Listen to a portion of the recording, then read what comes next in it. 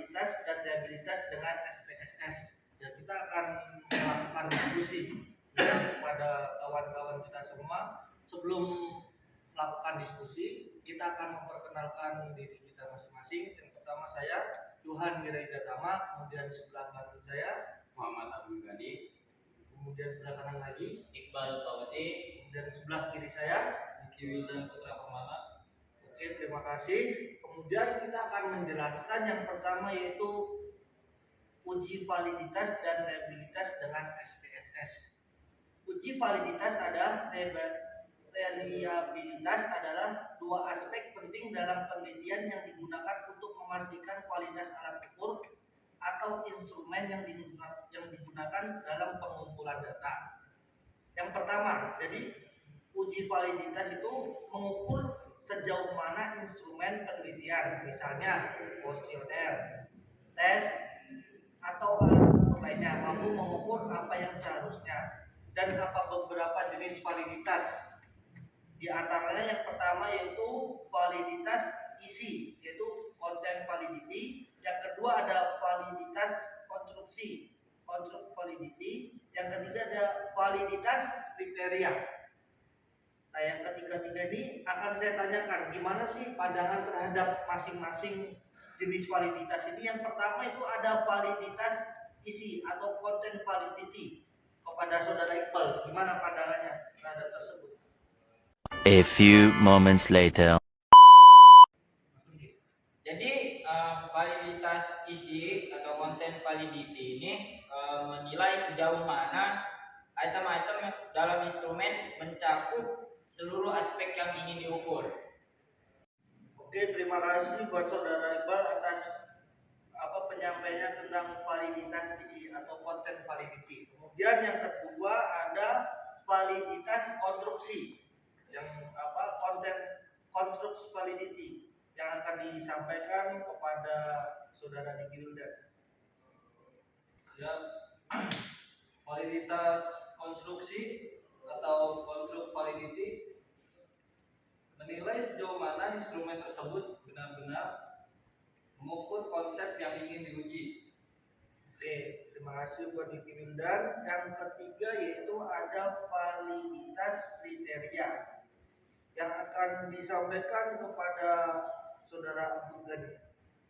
Untuk validitas kriteria atau criterion validity mengukur seberapa baik hasil instrumen tersebut berkorelasi dengan indikator lain yang sudah teruji validitasnya.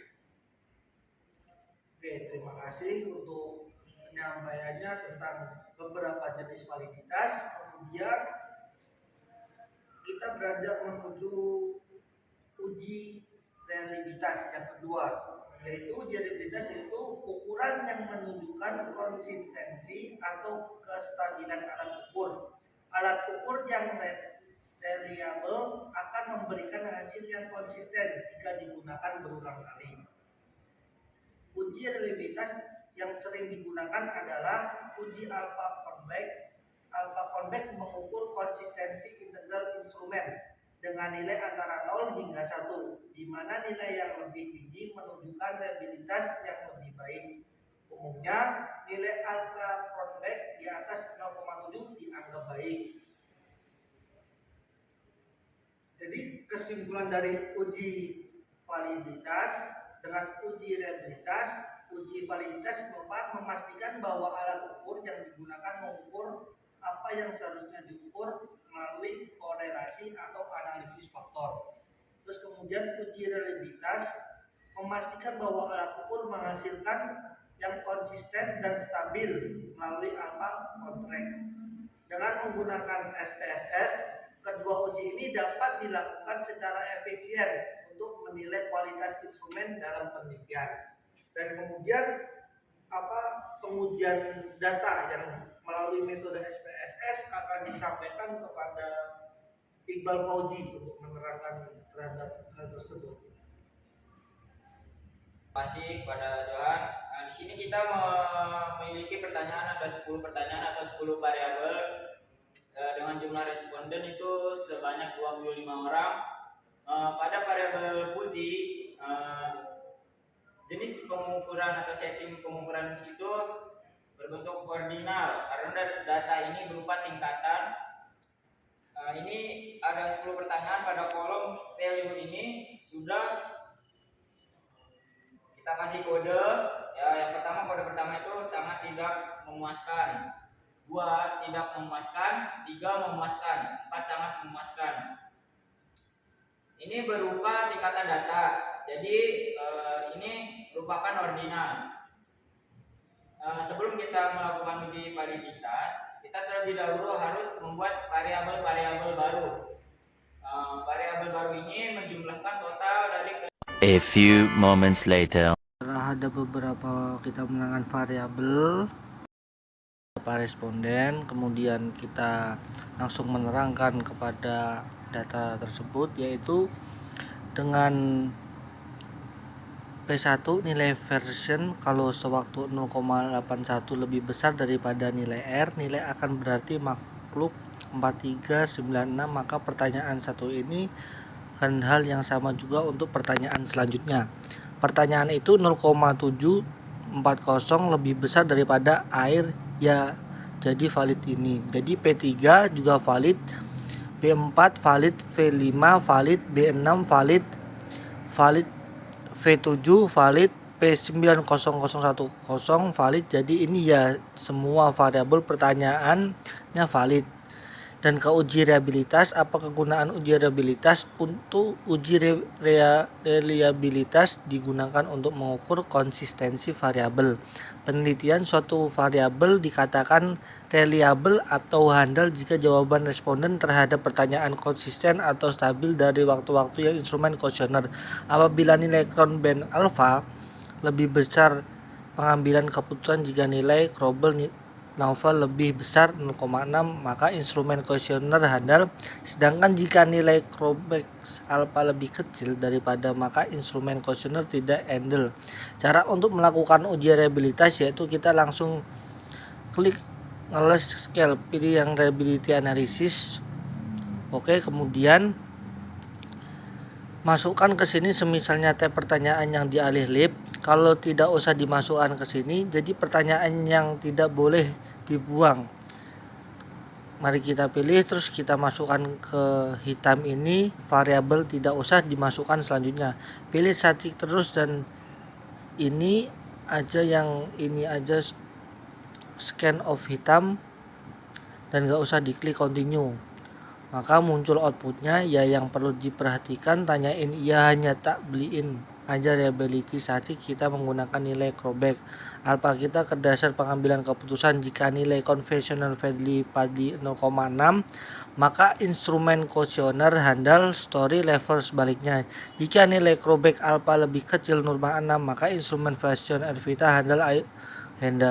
Dan dilihat bahwa ini konvensional PA 0,91, instrumen kuesioner ini reliable handal. Jadi untuk fashion lainnya sepatu yang dinyatakan valid dan handal. Demikian tutorial dari, dan terima kasih. Ini data-data yang saya tampilkan seperti ini, bisa dilihat dan disimak semuanya.